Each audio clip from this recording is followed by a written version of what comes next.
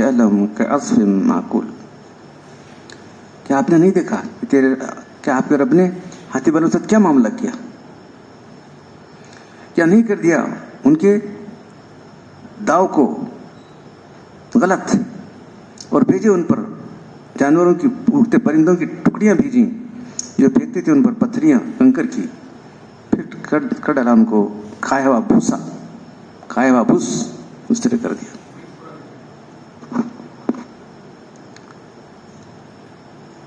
تو سورہ فیل کے معنی ہاتھی. ارے آبا سواری کیا آپ کو معلوم نہیں کہ آپ کے رب نے ہاتھی والوں کے ساتھ کیا معاملہ کیا؟ تو یہ سوال ہے. سوال سے مقصود اس واقعے کی عظمت اور ہولناکی پر تنبیہ کرنا ہے کہ کیا اللہ نے ان کی تدبیر کو جو خانہ کعبہ کو ویران کرنے کے لیے تھی سراپا غلط نہیں کر دیا؟ یہ سوال جو ہے یعنی اس واقعے کی صحت ثابت کرنے کے لیے ان پر غول کے غول پرندے بھیجے جو ان لوگوں پر کنکر کی پتھریاں برساتے تھے، تو اللہ نے ان کو بھوسا کی طرح پامال کر دیا.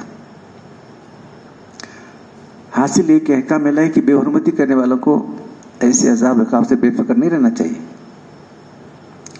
ہو سکتا ہے دنیا میں عذاب آ جائے جیسے عذاب فیل پر آیا، ورنہ آخرت کا عذاب تو یقینی ہے. تو آج مسلمانوں پر جو ظلم ستم ڈھائے جا رہے ہیں تو یہ بھی اسی کا ایک حصہ ہے. آپ کو معلوم ہے جو کچھ لوگ جو ہے بابری مسجد کو گرانے گئے تھے تو گجرات کے لوگ دیکھے نہیں آ کر سو رہے تھے. وہ تو زلزلہ آیا تھا معلوم ہے، آدمی دیکھتا ہے اور بھول جاتا ہے. ادھر مسلمان ہے ادھر یہ بازو بازو چھ جہاں سو گئے تھے ادھر ہی زلزلہ آیا، ختم ہو گئے لوگ. پرسوں بمبئی گئے تھے ہمارے بچہ ورزول، تو ایک کوئی عورت ہے کار میں بیٹھنے کے لیے اس میں جو ہے ٹیکسی کے اندر، تو وہ بول رہی تھی کہ چند نوجوان بچے گئے تھے، ایسی بیماری لگی کہ ڈاکٹر ڈائگنوز نہیں کر سکے، مر گئے. کئی دیر تک بیمار رکھے ایسا ایک دم فوراً آتے مرے نہیں. ڈاکٹر کیا بولے کیا بیماری ہے کہ ہم کو سمجھ میں نہیں آ رہی. ابھی یہ لوگ سمجھیں گے وہ کر کے وہ اطمینان سے گے، وہ لوگ اللہ کے گھر کو کرنے کے بعد اطمینان کیسا رہے گا؟ کیا ہے جس نے فیصلہ دیا ہے جج کیسا، کتنی سیکورٹی اس کو، بس جان خطرہ لگا، بس جان خطرہ ہمیشہ لگا ہوا ہے. پتہ نہیں کب کوئی آ کے اس کو جو ہے بھوک دے، کب آ کے اس کو فائر کرے. چاروں طرف سے سیکورٹی لگی اس کی. اس صورت میں سورہ فیل کا مختصر بیان ہے کہ انہوں نے بیت اللہ کو مسمار کرنے کی قصد سے ہاتھیوں کی فوج لے کر مکہ پر چڑھائی کی تھی. حق تعالیٰ نے معمولی پرندوں کے ذریعے ان کی فوج کو آسمانی عذاب سے نازل کر کے نیز و نابود کر دیا. اسی سال جس وقت اللہ کے کی پیدائش ہوئی، یہ دیکھو اس میں کیا تعلق ہے. تو اس کو آپ کا جو ہے معجزات نہیں کہتے، معجزات جو ہے آپ کو نبوت ملنے کے بعد جو ہے وہ معجزہ ہے. اس کو ارحاس کہتے ہیں، تمہید. آپ کے پیدا ہونے کے وقت یہ حالات پیش آئے، جو ہے یہاں اسلام کا نظام، اب جو یہاں اسلام آئے گا، اللہ کا گھر آباد ہوگا، اللہ کا گھر آباد کرنے والے جو ہے سرخرو ہوں گے، یہ بتانے کے لیے. یہ واقعہ اللہ کے رسول کی ولادت مکہ میں ہو کر بھی تھی. یہ مشہور قول ہے، کیونکہ معجزات نبوت ملنے کے بعد ہوتے ہیں. یہ معجزات اس سے پہلے ہے نا، 40 سال پہلے کی بات ہے. اس کو ارحاس کہتے ہیں، جو تاسیس و تمہید کے معنی میں استعمال ہوتا ہے. راس کے معنی بنیاد. انبیاء علیہ السلام کی دنیا میں تشریف آوری سے یا ان کے دعوی نبوت سے پہلے بھی اللہ تعالیٰ ایسی نشانیاں ظاہر کرتے ہیں جو معجزات ہوتی ہیں. ایسی نشانیاں چونکہ ان کی نبوت کا مقدمہ ہوتی ہیں، اس قسم کی تائید ہوتی ہے، اس کو ارحاس کہا جاتا ہے. نبی صلی اللہ علیہ وسلم کی بعثت سے پہلے بھی اس قسم کے ارحاسات متعدد قسم کے ہوئے ہیں. اصحاب فیل کو آسمانی عذاب کے ذریعے بیت اللہ پر حملے سے روک دینا انہی ارحاسات میں سے ہے. یمن پر جو ہے ملوک حمیر کا قبضہ تھا. یہ لوگ مشرک تھے. ملوک حمیر خاندان تھا، وہ تھا. لوگ مشرک تھے. ان کا آخری بادشاہ ذو نواز تھا جس نے اس زمانے کے اہل حق نصارہ پر ظلم کر کے ان کو خندق کھدا کے آگے بڑھانا تھا. اس سمے ذات البروج کے اندر ہے نا وہ واقعہ ہے. آگ کی خندقیں خدا کا ڈالا ہے اس کے اندر ذو نواز. جتنے نصرانی بت پرستی کے خلاف ایک اللہ کی بندی کے سب کو اس آگ میں ڈالا. ایسا کیا تھا اس نے جس کی تعداد 20,000 کے قریب تھی. یہ خندق کا واقعہ جس کے اصحاب الخدود کے نام سے سورہ بروج میں گزرا ہے. ان میں سے 2 آدمی کسی گرفت سے بھاگ نکلے. انہوں نے قیصر ملک کی شام کو جا کر جو ہے فریاد کی کہ ایسا واقعہ کر رہا ہے, ایسا کیا, دیکھو ہم لوگ جو ہے بت پرستی نہیں کرتے, کر کوئی نہیں, ہم کو آگ میں ڈالا ہے. ہم 2 آدمی بھاگ کے آ گئے. تو شام کا بادشاہ اس نے ان پر حملہ کر دیا. اس کو پھر کیا کرنا اس کو.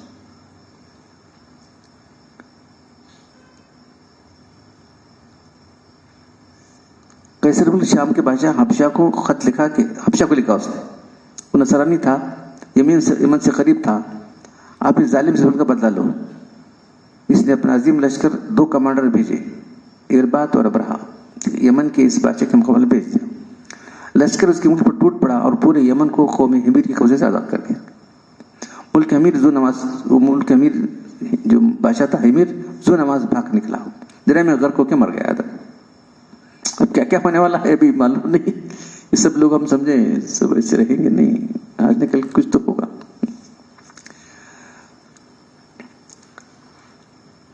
پھر اربات اور ابرہا میں باہمی جنگ شروع ہو گئی. اربات مقتول ہو گیا, ابرہا غالب آ گیا. یہ بادشاہ حبشہ نجاشی کی طرف سے ملک یمن کا گورنر مقرر ہوا. اس نے اب یمن پر قبضہ کرنے کے بعد کیا ہوا, اس سے جوش آ گیا وہاں سے. نہیں ہوا تو قابض زبردست کنیسا بنایا. ابرہا نے ایک زبردست کنیسا بنایا, بنا کر بولا کہ یہ بنا کے چپڑتا تھا. یہ لوگ اس کنیسا کی عظمت سے مروب ہو کر کعبہ کے بجائے اسی کنیسا میں جانے لگے. اعلان کر دیا وہاں سے. اس خیال پر اس نے بہت بڑا علیشان کنیسا, اتنا کہ اس کی بلندی کے نیچے آدمی نظر نہیں آ سکتا, اتنا بلند بنا دیا. سونے چاندی جواہرات سے مرصع کیا. پوری مملکت اعلان کر دیا اب یمن سے کوئی حج کے لیے کعبہ نہ جائے. دیکھو سب اعتدال سے ہٹ گئے تو ہونے والا, کوئی کعبہ کے حج کے لیے نہ جائے, اس کنیسے میں عبادت کرو. عرب میں اگرچہ بت پرستی غالب تھی مگر دین ابراہیم اور کعبہ کی عظمت ان کے دلوں میں تھی. تو کچھ لوگ جو ہے وہ ایسا بولا کہ نہیں کیسا کرو. کچھ لوگ تھے وہاں عرب کے لوگ, تو بازو کے لوگ, بازو کی جو ہے عدنان کی قحطان قریشی قبائل بہت غصہ آ گیا. ایسا کیسے ہم کو حج سے روکنے والا انہیں کون ہو سکتا ہے. غم غصے کی لہر لڑ, یہاں تک کسی نے جا کے رات میں اس میں گندی ڈال دی اس کے اندر. کسی نے جا کے اس وقت جو ہے مسافر قبیلہ وہاں کیا تھا, وہ آگ جلائی تھی اپنی ضرورت کے لیے. وہ آگ جا کے کنیسا کو لگ گئی, کنیسا جل گیا. اور غصہ آ گیا وہاں سے. زبردستی کر رہا تھا تو کنیسا جل گیا میرا کر کے. چلو اب کیا کرنا ہے, ان کا کھانے کا بٹھانا. چلو نکلا آواز. ابرہا کو جب اطلاع ہوئی بتایا کہ قریشی نے کام کیا ہے تو اس نے قسم کھائی میں یہ کعبہ کی اینٹ چیٹ بجا کر رکھ دوں گا. ابرہا نے اس تیاری کے لیے شروع کی. اپنے بادشاہ نجاشی سے اجازت مانگی. اس نے اپنا خاص ہاتھی جس کا نام محمود تھا, ہاتھی کا نام محمود تھا, ابرہا کو بھیج دیا. اس پر سوار کعبہ کو بعض روایات میں ہے کہ بہت بڑا عظیم الشان ہاتھی تھا جس کی نظیر نہیں ملتی, ایسا زبردست ہاتھی تھا. اس کے بعد 60 اور ہاتھی تھے, 7-8 اور ہاتھی اور دوسرے تھے. ہاتھی کیوں لے کے آ رہا تھا جو ہے خانہ کعبہ کے ستونوں کو باندھ کے ہاتھیوں کو نکالا, تو خود وہ جب ستون گر جائیں گے کعبہ ڈل جائے گا. تجویز تھی کہ بیت اللہ کے ستونوں میں لوہے کی مضبوط اور طویل زنجیریں باندھ کر ان زنجیروں کو ہاتھیوں کے گلے میں باندھیں اور ان کو ہکا دیں تو سارا بیت اللہ زمین پر گر جائے گا. تو اب کیا کر سکتے ہیں ایسی حالت میں. اور اب کے پاس فوج ہے نہیں کیا نہیں، بالکل ایک ایک کے لوگ تھے، سب انفرادی لوگ تھے، کیا کرنا چاہیے. عرب میں جب بیوقوف فوج کی تو سارا عرب مقابلے تیار ہوگا. یمن کے عرب میں ایک شخص ذو نفر نامی تھا، اس نے عربوں کی قیادت اختیار کی. عرب لوگ سیکرے جمع ہوتے، لیکن ابرا کے خلاف جنگ کی تو اللہ تعالیٰ کو منظور ہوا کہ ابرا کی شکست اور اس کی رسوائی دنیا کے سامنے آ جائے. یہ عرب مقابلے میں کامیاب نہ ہو سکا. ایک آدمی نے مقابلہ کیا لیکن کامیاب نہیں ہوا. ابرا نے اس کو شکست دی اور ذو نفر قید کر لیا گیا، آگے روانہ ہو گیا. جب وہ قبیلہ خشن پہنچا تو اس قبیلے کے سردار نفیل بن حبیب نے پورے قبیلے کے ساتھ ابرا کا مقابلہ کیا، مگر ابرا کے لشکر نے ان کو شکست دی. جو آتا تھا شکست کھاتا تھا ابرا سے. اب کیا کر سکتے ہو. جب لشکر طائف کے قریب پہنچا تو طائف کے باشندے قبیلے ثقیف کے پچھلے رقابے کی جنگ اور ابرا کی فتح کے وقت سوچ گئے تھے. انہوں نے اپنی خیر ماننے کا فیصلہ کیا اور کیا کہ طائف میں جو ہم نے ایک عظیم الشان بت خانہ لات کے نام سے بنا رکھا ہے، یہ اس کو نہ چھڑے، ہم اس کو مقابلہ نہیں کریں گے. انہوں نے ابرا سے مل کر یہ طے کیا کہ ہم تمہاری مدد اور رہنمائی کرنے کے لیے اپنا ایک سردار ابو رگال تمہارے ساتھ بھیج دیتے. ابرا اس پر راضی ہوا. ابو رگال لے کر مکہ مغرب قریب ایک مقام مغمس پر پہنچ گیا جہاں قریش پکا کے اونٹ چل رہے تھے. ابرا کے لشکر نے پہلے سب سے اونٹوں کو گرفتار کیا. 200 اونٹ تھے. وہ اونٹ کس کے تھے؟ وہ اونٹ جو ہے ابو طالب کے تھے، عبد المطلب کے تھے، اس ظلم کے چچا کے تھے. 200 اونٹ. یہ 200 اونٹ رسول اللہ کے جد امجد عبد المطلب رئیس قریش کے تھے. اپنا ایک سفیر حنات حمیری کو شہر مکہ میں بھیجا. وہ جا کر قریش کے سرداروں سے اطلاع کرے، ہم تم سے جنگ کرنے نہیں، ہمارا مقصد تمہارے سے جنگ کرنا نہیں، ہمارا مقصد تمہارے کعبہ کو اٹھانا ہے.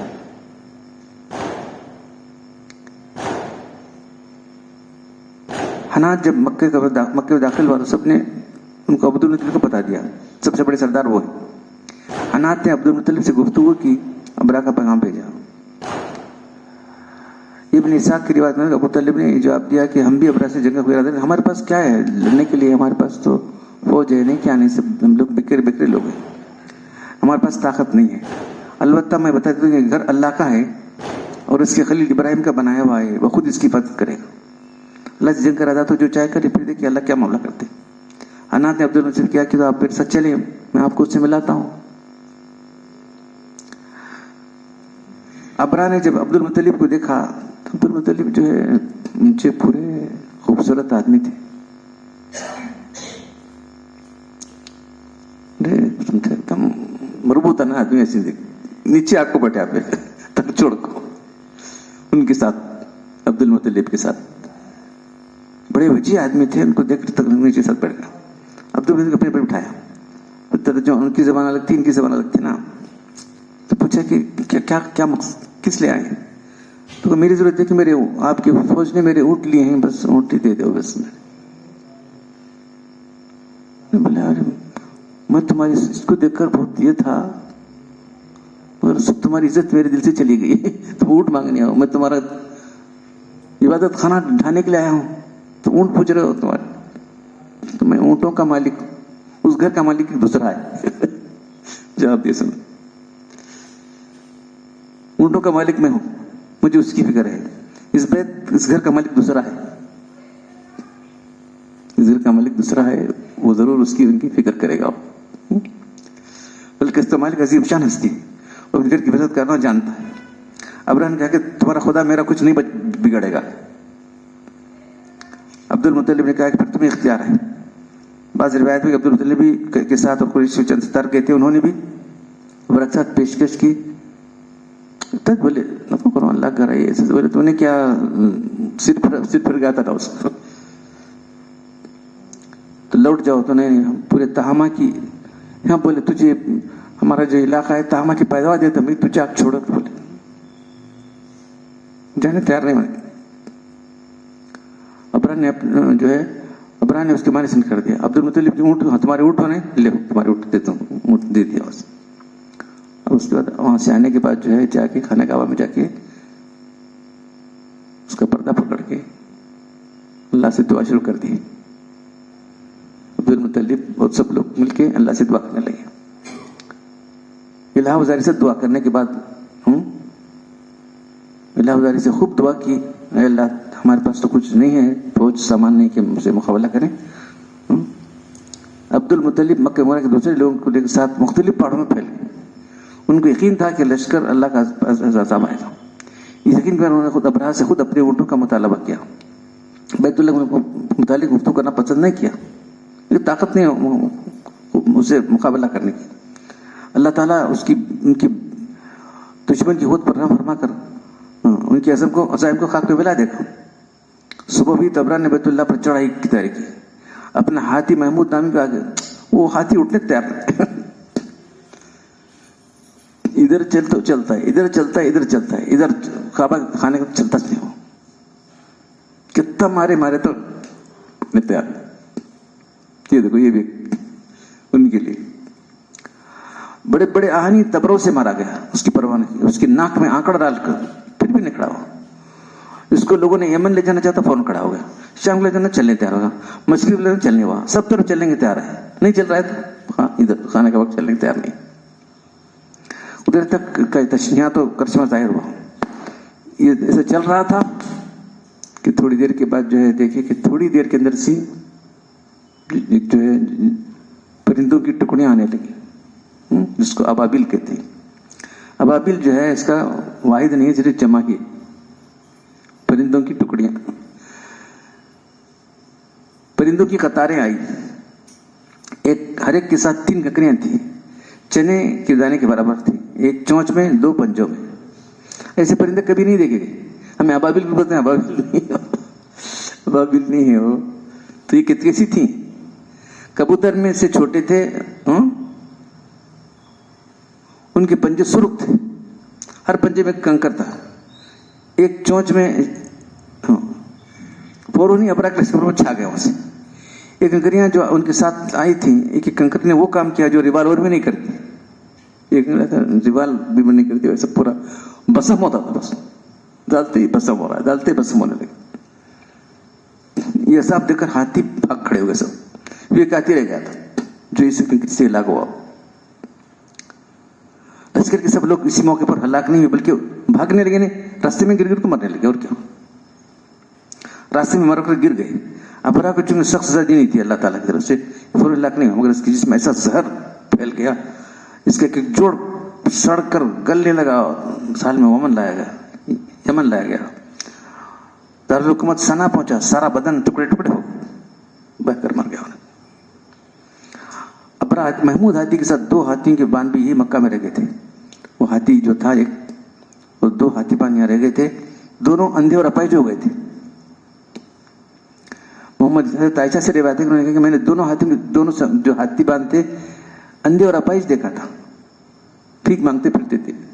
یہ وہ زمانے میں ایسے لوگ اس کی فوج کے لوگ.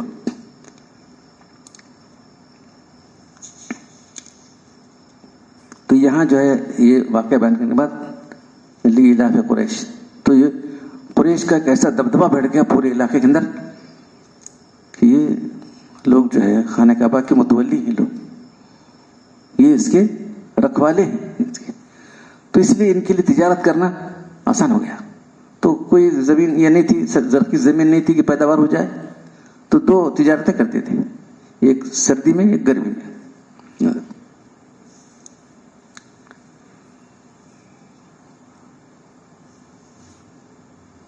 مکہ ایک ایسا مقام ہے جہاں کوئی زراعت نہیں ہوتی، وہاں باغات نہیں، پھل مکہ والوں کو مل سکیں. اس لیے ابراہیم علیہ السلام نے کیا دعا کی تھی؟ اللہ رزق اہل من الثمرات، پھلوں کا رزق دے، بیٹے بیٹے پھل آنے کھانے کے لیے یہ دے. ان کو محنت کرنے کی، پکانے کی، بونے کرنے کی ضرورت نہ ہو. 2 سفروں کی عادی، ایک سردی میں یمن کی طرف، دوسرا گرمی میں شام کی طرف. بس گرمی کے دن جو ہے چلے گئے، شام کو چلے گئے. سردی کے دنوں میں یمن کی طرف چلے گئے اور گرمی کے دنوں میں شام کی طرف چلے گئے. تو لوگ میرے نہیں، انہوں خانے کعبہ کے لوگ ہیں، خانے کعبہ لوگ ہیں، بس چلو ہٹا.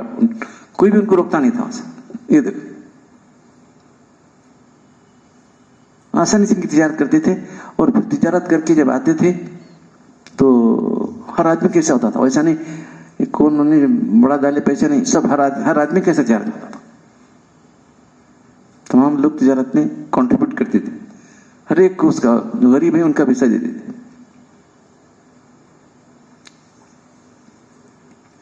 اس صورت میں ارشاد ہے قریش چونکہ دو سفروں کے عادی ہو گئے تھے, ایک سردی میں یمن کی طرف, دوسرا گرمی میں شام کی طرف. انہی دو سفروں پر تجارت کا دار و مدار تھا. اس تجارت کی بنا پر وہ مالدار اور غنی ہو گئے تھے. اللہ تعالیٰ نے ان کے دشمن اصحاب فیل پر عبرتناک سزا دے کر ان کی عظمت لوگوں کے دلوں میں بڑھا دی تھی. پورے ممالک میں جہاں بھی جاتے لوگ ان کی تعظیم کرتے تھے. اس صورت میں اس طرف اشارہ ہے کہ تمام قبائل عرب قریش اللہ تعالیٰ کے سب سے نزدیک مقبول ہیں. حدیث میں اللہ تعالیٰ نے فرمایا, اللہ تعالیٰ نے تمام اولاد میں اسماعیل میں سے کنانا کو, اور کنانا سے قریش کو, اور قریش میں سے بنی ہاشم کو, اور بنی ہاشم سے مجھے اللہ نے چن لیا. تمام آدمی قریش کے تابع خیر و شر کے اندر. جس خداوندی انتخاب کا ذکر ہے غالباً اس کی وسیع قبائل کی ملکات اور استعداد ہیں. کفر و شرک کے زمانے جہالت میں بھی بعض اخلاق و ملکات اعلیٰ تھے. قبولیت کی استعداد کامل تھی. اس وجہ کے صحابہ کرام اور اولیاء میں بیشتر لوگ قریش خاندان کے ہوئے.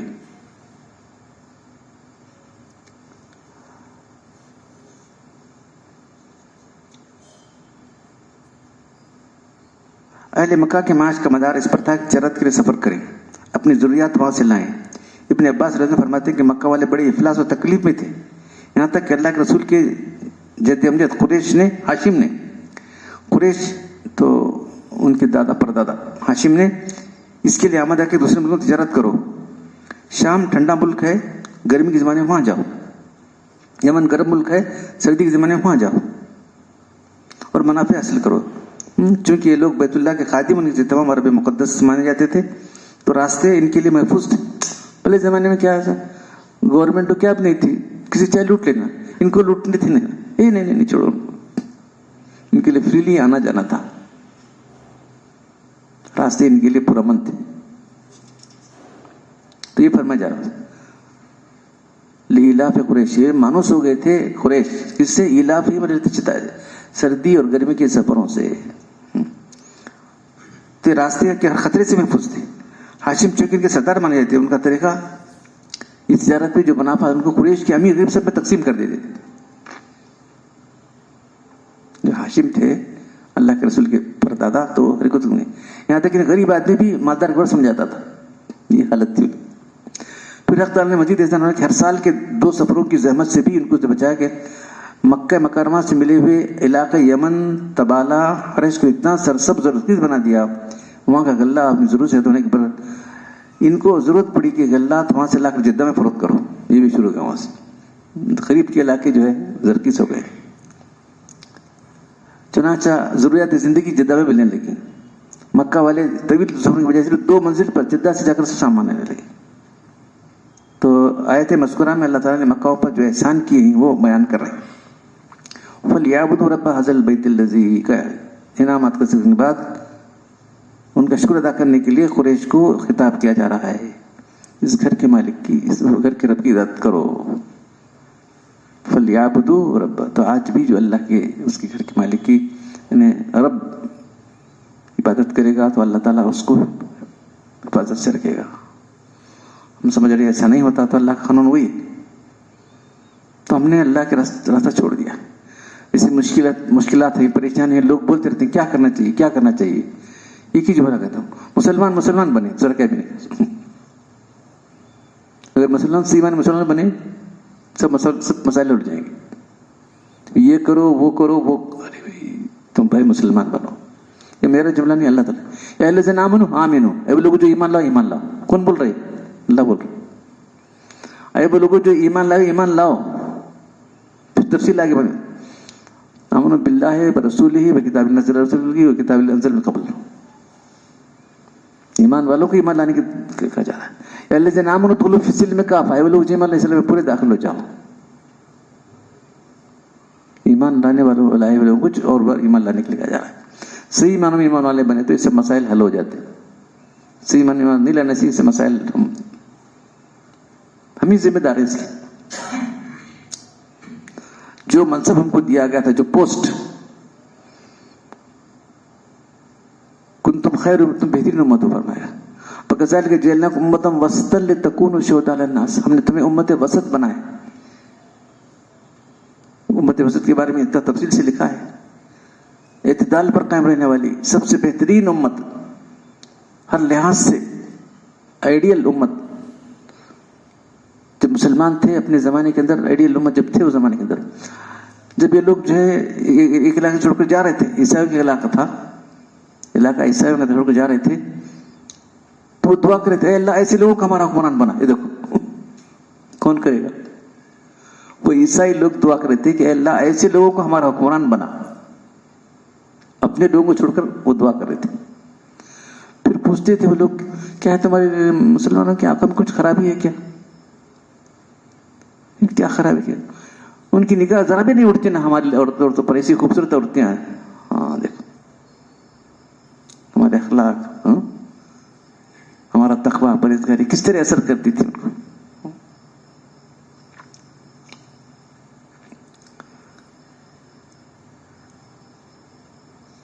یہ پرانی بات نہیں، نئی بات. ابھی بھی ایک جگہ ہی چل رہا تھا مسئلہ، مولانا علی میں رحمۃ اللہ نے لکھا ہے واقعہ.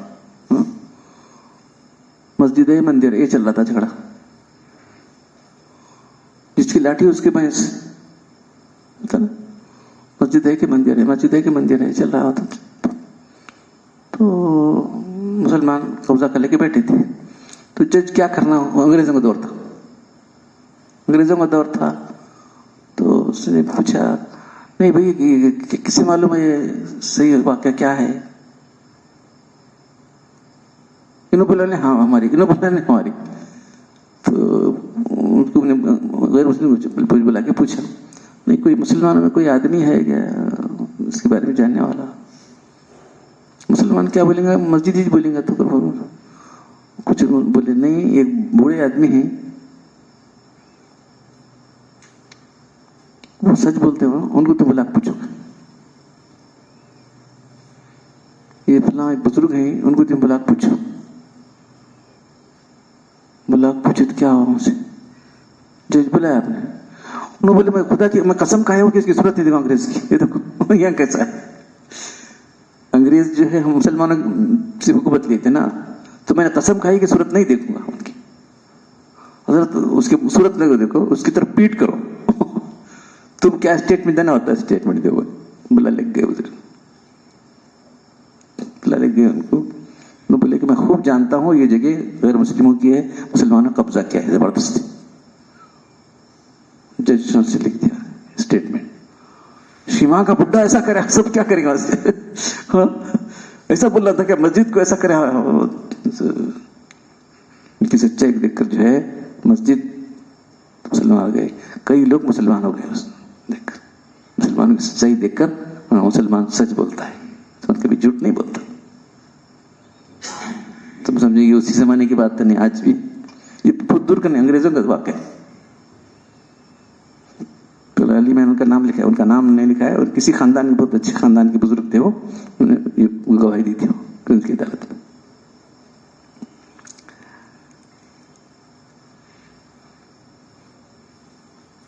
فَلْيَعْبُدُوا رَبَّ هَذَا الْبَيْتِ، انعامات کرنے کے بعد اس کا شکر کرنے کی قریش کو خصوصی خطاب ہے. اس گھر کے رب کی عبادت کرو. اس جگہ اللہ تعالیٰ کی صفات میں سب سے رب البیت، رب کا استعمال کیا گیا ہے. یہی بیت خانہ کعبہ و تمام فضائل و برکات کا سرچشمہ ہے. الذی اتمم من جوع و امن من خوف، اس میں قریش مکہ کے لیے دنیا کی تمام عظیم نعمتیں ہیں. سب سے بڑی چیز تو امن ہے، ذرا پیٹ کو کھانا ہے، بس دو چیزیں ہو گئی تو اور کیا چیز، سب مل گیا تھا. تمام نعمتوں کو جمع کیا گیا ہے جو انسان کی خوشی شریر کی ضروری ہے. ان کو بھوک میں کھانے دیا ہے، ضروریات زندگی سب داخل ہو گئی. اور امن ان خوف، دشمنوں ڈاکوں خوف سے محفوظ ہونا ہے، آخرت کے عذاب سے نہ ہونا. امن من خوف، آخرت کے عذاب سے محفوظ ہونا ہے. ابن کثیر نے کہا کہ جو اس آیت کے حکم مطابق اللہ تعالیٰ کی بات کرے گا تو اللہ تعالیٰ اس کے لیے دنیا میں بھی امن اور بے خوف رہنے کا سامان پیدا کریں گے. اب یہ آج اصل درس صحیح ہے. تعالیٰ مدرس 2 صورتوں کا دیا میں آپ کو، تو بات کیا فرمائے، دنیا میں بھی امن خوف دے گا، آخرت میں بھی. جو اس سے انحراف کرے گا، اللہ کی بات نہیں کرے گا، اسے دونوں قسم کے امن سلب کر لے جائیں گے، دونوں چھین لے جائیں گے. ضرب اللہ مثلا قریۃ کانت آمنۃ مطمئنۃ یأتیہا رزقہا رغدا من کل مکان. اللہ نے مثال دی ایک بستی کی، بہت مطمئن تھی، ہر طرح سے اس کا رزق آ رہا تھا. یأتیہا رزقہا من کل مکان فکفرت بانعم اللہ، اس نے اللہ کی نعمتوں کی ناقدری کی اس نے. وَأَذَاقَ اللَّهُ لِبَاسَ الْجُوعِ وَالْخَوْفِ بِمَا كَانُوا يَصْنَعُونَ. پھر اللہ تعالیٰ نے جو ہے ان کو بھوک اور خوف ان کے لباس کی طرح چمٹا دیا. ان دو چیزیں، بھوک اور خوف. بِمَا كَانُوا يَصْنَعُونَ. فائدہ عظیمہ. ابو الحسن قزوینی رحمۃ اللہ نے فرمایا کہ جس کو کسی دشمن کا یا کسی مصیبت کا خوف ہو، اس کے لیے لیلاف قریش پڑھنا بہت امان ہے. لیلاف قریش پڑھنا دشمن کا خوف ہے یا کسی اور کو خوف ہے. امام جزری نے اسے نقل کیا ہے کہ یہ عمل آزمودہ ہے اور مجرب ہے. قاضی ثناء اللہ صاحب پانی پتی نے تفسیر مظہری میں اس کو نقل کر کے فرمایا، مجھے میرے شیخ مرزا مظہری جانا رحمۃ اللہ علیہ نے خوف اور خطر کے وقت اس صورت کے پڑھنے کا حکم دیا اور فرمایا کہ ہر بلا و مصیبت کے دفع کے لیے اس کی قرات مجرب ہے. اب قاضی صاحب موصوف نے فرمایا تھا کہ میں نے بارہ کا تجربہ بھی کیا ہے. تو سورہ لیلاف قریش جو تمام جو ہے خوف اور پریشانی کے لیے پڑھنا بہت مجرب ہے.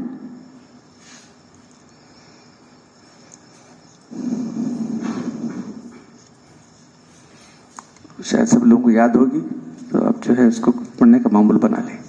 اور جب سے یہ درس ہمارا چل رہا تھا تو اس وقت رمضان سے پہلے کالی مسجد میں، اس وقت سے جو ہے میں ہر پہلی رکعت میں سورہ لیلاف پڑھتا ہوں، دوسری رکعت میں دوسری سورت پڑھتا ہوں. یہ معمولی بنا دیا میرے سے. سنت کی اور نفل کی پہلی رکعت میں لیلاف بھی پڑھتا ہوں اور دوسری رکعت میں دوسری کو سورت پڑھتا ہوں.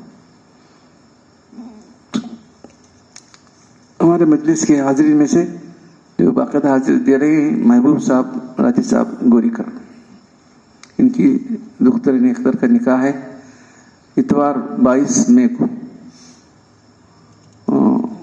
جے بی گارڈن میں ہے، 11:30 بجے. تمام حاضرین کو دعوت دی جاتی ہے. انشاءاللہ ٹھیک وقت پر نکاح ہوگا. تمام لوگ پہنچنے کی کوشش کریں. دوسری ایک چیز جو ہے وہ ہے درود شریف. تو یہ کتاب بھی آپ کو تھوڑا سا اس میں سنایا تھا میں. تو بے شمار درود کے فضائل ہیں، درود کی برکات ہیں. لکھنے والے نے بے انتہا محنت کے ساتھ لکھا ہے. درود شریف سے کیا کیا ہوتا ہے، تو کوئی ایسی چیز نہیں ہے جو نہیں ہوتی.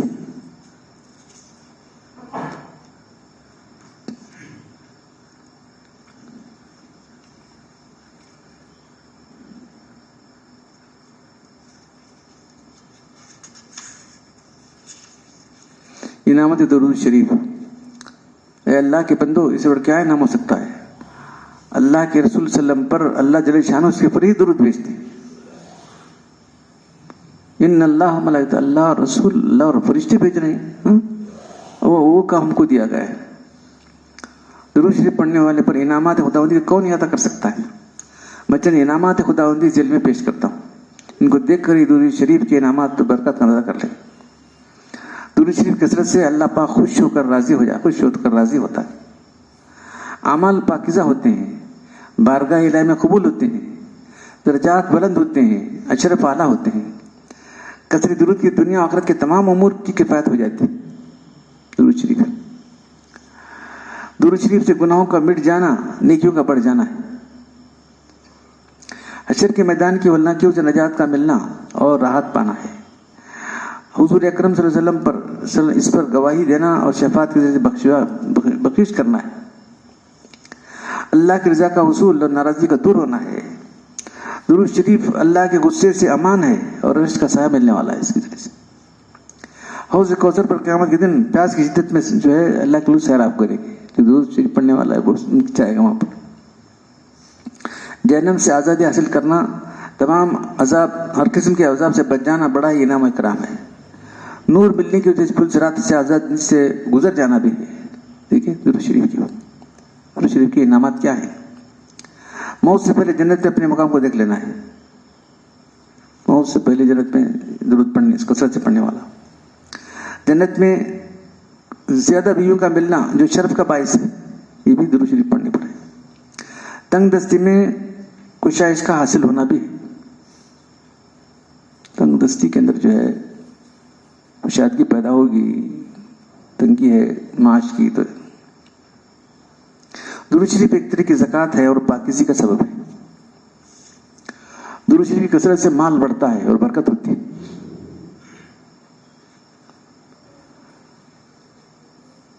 جو آدمی کثرت سے پڑھتا ہے عافیت کے ساتھ 100 حاجتیں پوری ہوتی. درود شریف درود شریف عبادت ہے، دعا ہے، دوا ہے، بیماری سے شفا بھی.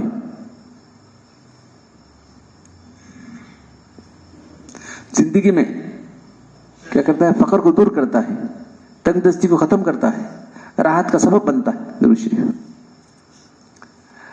تنگی کو رفع کرتا ہے، وسعت پیدا کرتا ہے. حضور پرنور صلی اللہ علیہ وسلم کی قربت حاصل ہوتی ہے. حضور صلی اللہ علیہ وسلم کی قربت ہی سب کچھ. آپ قریب ہو گئے تو ہوگا نا، اور کیا چاہیے. درود شریف کا پڑھنا خود بھی نفع اٹھاتا ہے اور اس کی اولاد، حسن کی لڑکا اور پوتا بھی پیدا اٹھاتا ہے. اس کا فائدہ کہاں تک پہنچتا ہے؟ وہاں تک ہی نہیں بلکہ اولاد در اولاد تک پہنچتا ہے درود شریف کی. درود شریف وہ نور ہے جس سے دشمنوں پر مدد حاصل ہوتی ہے. درود شریف سے دل کا زنگ اور نفاق دور ہوتا ہے. دل تجلیات گاہ الہی بن جاتا ہے درود شریف پڑھنے سے. لوگوں کی محبت اور خواب میں حضور صلی اللہ علیہ وسلم، لوگوں کی محبت خواب میں حضور صلی اللہ علیہ وسلم کی زیارت کو واجب کرتا ہے. کثرت سے پڑھنے سے حضور صلی اللہ علیہ وسلم کی زیارت ہوتی ہے. آدمی کو غیبت سے روک دیتا ہے. دوسرے بھی اس غیبت سے رک جاتے ہیں. دین و دنیا میں زیادہ نفع بخش عمل ہے جس میں مشقت بھی نہیں ہے. درود پاک پڑھنے والا ہمیشہ رنج، غم اور پریشانی سے محفوظ رہتا ہے. کسی پر کوئی مصیبت آئے تو فوراً اسے درود شریف کا ورد کرنا چاہیے. کسی پر کوئی مصیبت آ جائے فوراً درود پاک کا ورد کرنا چاہیے. انشاءاللہ مصیبت فوراً ختم ہو جائے گی، یعنی اس کی زحمت رحمت میں تبدیل ہو جائے گی. تمام کام آسان ہو جائے گی اور پورے ہو جائے گی. قبر میں وسعت ہوگی، قبر کی بچت دور ہوگی، کسی کی محتاجی نہ ہوگی، دل غنی رہے گا. مخلوق کی خدا اسے محبت کرے گی، ادب و احترام سے پیش آئے گی، جہاں کنی کی سختی سے محفوظ رہے گا. مرتے وقت جو جان نکلتے وقت جو تکلیف ہوتی اسے محفوظ رہے گا. درود شریف روزانہ درود پڑھنے سے فلاح دارین حاصل ہوتی. جس گھر میں درود شریف پڑھا جائے گا وہاں اتفاق و برکت ہوگی. کہاں کہاں فائدے دیکھو، گھر میں پڑھا جائے تو گھر میں جس گھر میں پڑھا جائے گا اتفاق اور برکت ہوگی. درود صلی اللہ علیہ وسلم کی بے پناہ محبت پیدا ہو جائے گی جو ہمارے دین کا سرمایہ ہے. درود شریف کی برکت سے اعمال پاکیزہ اور دل روشن ہو جاتا ہے. درود شریف پڑھنے والا پل صراط سے انشاءاللہ تیزی سے گزر جائے گا اور جہنم کے شر سے محفوظ رہے گا. درود شریف کو اپنا روزانہ معمول بنانے والے کے ہر کام میں عافیت پیدا ہو جاتی ہے. اے اللہ، اپنے اللہ سے اس کے محبوب سے جو بھی قریب ہونا چاہتا ہے تو یہ آسان راستہ ہے جو کہ حدیث میں آیا ہے. حضور پر نور پر کثرت سے دن رات درود شریف پڑھا کرے. اس سے زیادہ کیا نعمت ہوگی. اس پر میدان حشر میں حضور کا سایہ ہوگا، حضور اس کے ساتھ ہوں گے، پھر کسی کا ڈر رہے گا. رحمت تو جہاں کی قربت نصیب ہوئی. اللہم صلی وسلم علی سید الانبیاء والمرسلین. تو درود شریف کے انعامات کیا ہیں اس عنوان سے لکھا ہے. پھر جو ہے درود شریف کے برکات کیا ہیں، درود شریف کی حکمت کیا ہے، تو بہت ہی اس کے انداز سے انہوں نے لکھا ہے. درود شریف کو کی اہمیت واضح کرنے کے لیے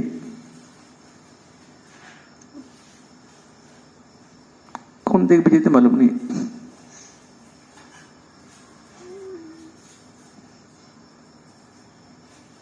مولوی سے راج الدین لائے تھے، کوئی ہم کو دی کتابیں، ہماری کتابیں ان کو دینے کے بعد انہوں نے کوئی دی کتاب.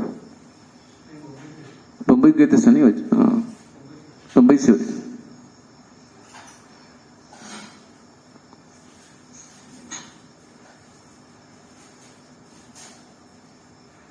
सिर्फ दस्तखत करे हो ना, नाम लिखे मालूम नहीं क्या नाम है, भेज देने वाले का नाम, मेरा नाम लिखे।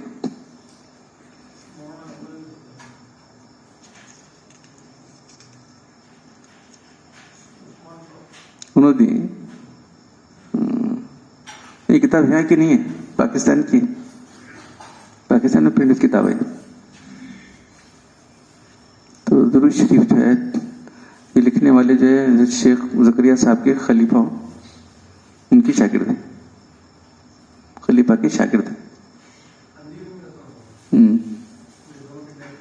नहीं, एक किताब लिखने वाले पाकिस्तान में एक किताब लिखी गई है। अच्छा,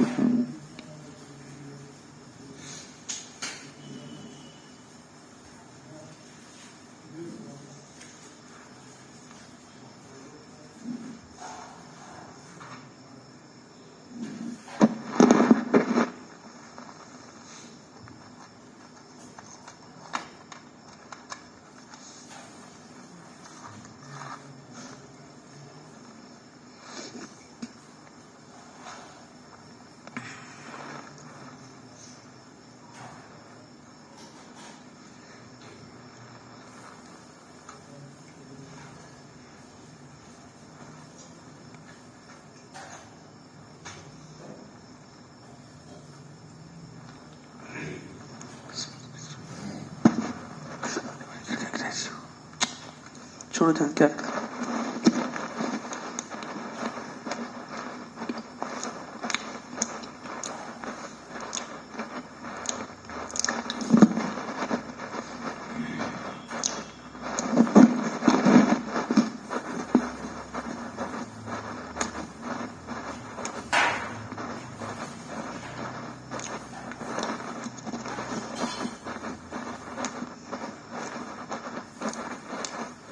गरम हो गया, जल्दी से।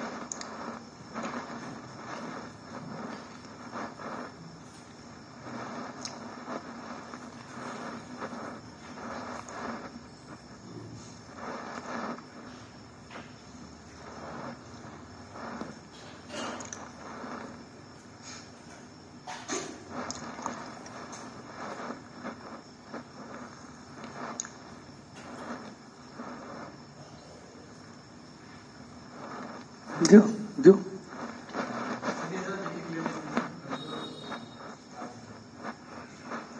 कौन ले सर? अच्छा अच्छा अच्छा अच्छा,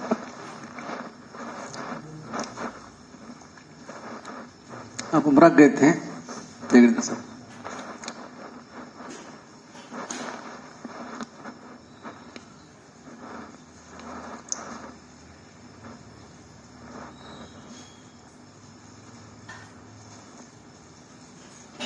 लागती हूँ।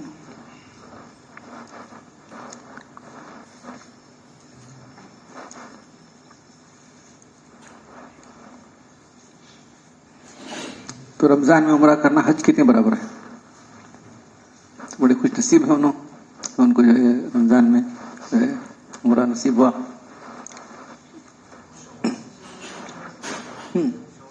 کوئی سوال بھی رہ سکتے.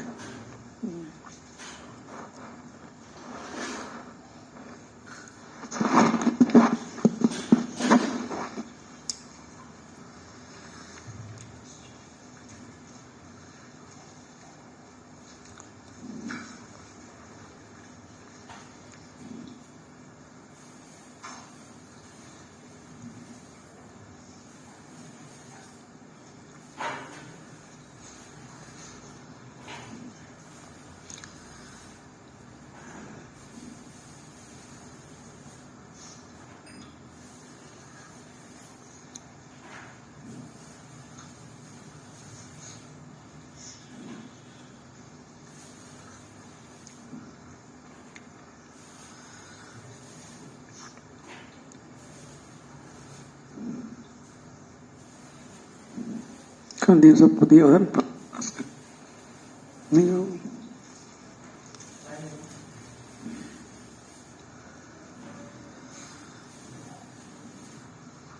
نہیں وہ یہ پاس کرے نہیں وہ کھجور سب کو دیے.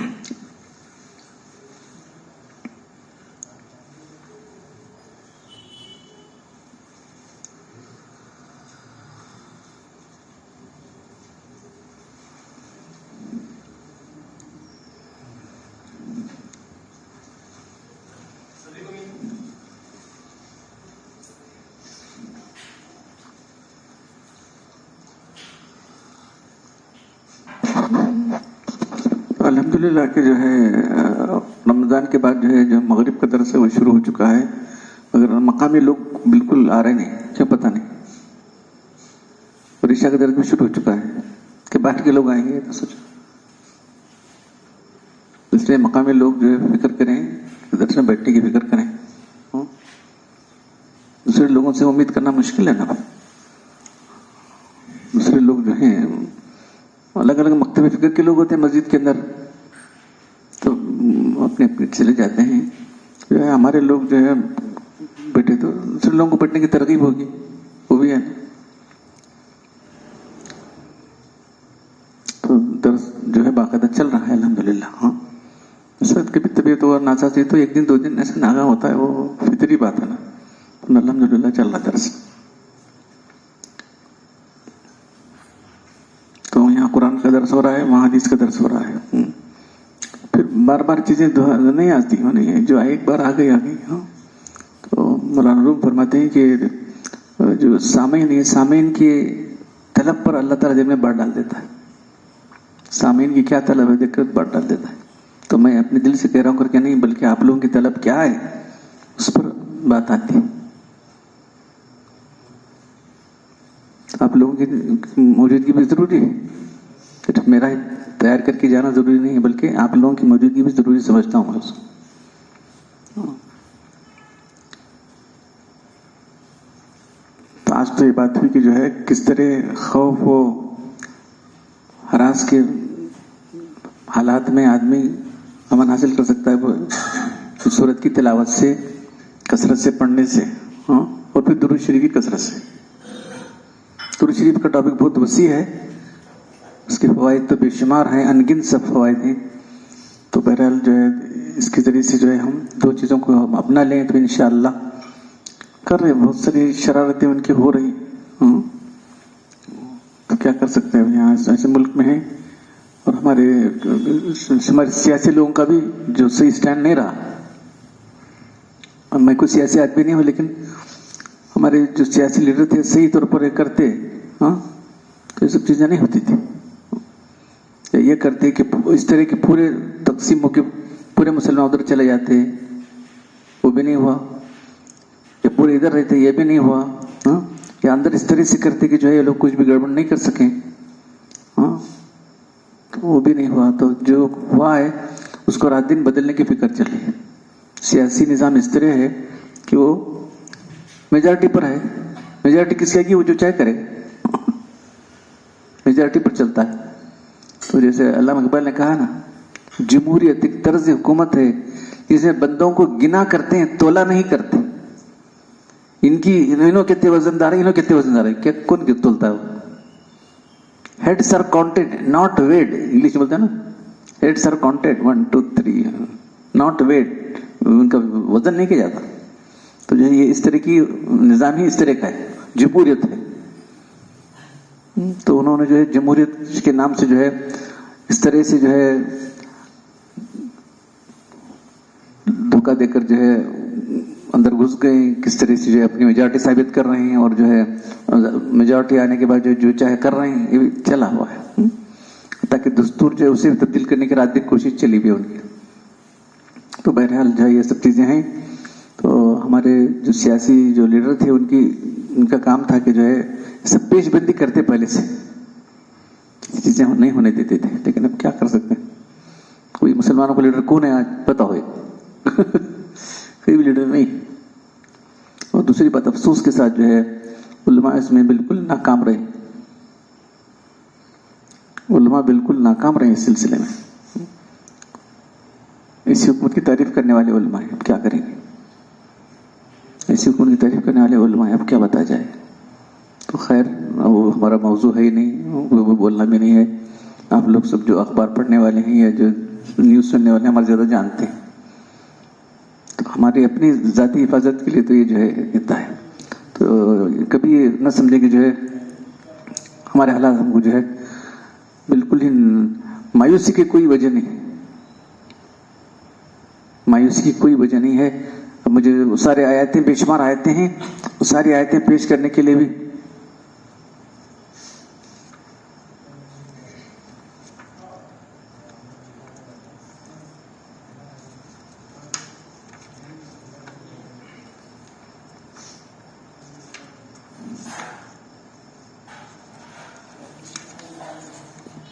इन्ना लनंसुर रुसुलना वल्लज़ीना आमनू फिल हयातिद दुनिया व यौम यक़ूमुल अशहाद. हम जरूर मदद करेंगे अपने रसूलों की, ईमान वालों की, दुनिया की जिंदगी में भी और उस दिन जबकि गवाह खड़े होंगे आखिरत में भी. किसका वादा है? अल्लाह का वादा है. क्या तस्वीर, यानी मैदान हशर में जो अव्वलीन व आखिरीन जमा होंगे, हक़ ताला अपने फज़ल से अला रऊज़ अशहाद उनकी सरबुलंदी, इज्जत और रिफ़त को ज़ाहिर करेगा. दुनिया में कुछ शुबा हो सकता है और इल्तिबास हो सकता है, वहां जरा भी शुबा नहीं रहेगा. तो ये जो है नंबर 8,